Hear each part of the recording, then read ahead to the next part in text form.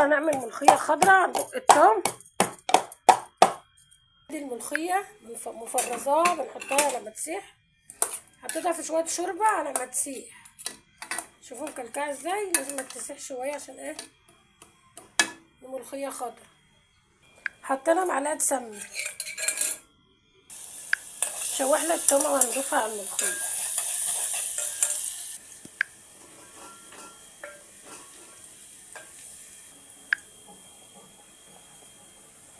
هنضيف التومه على الملوخيه.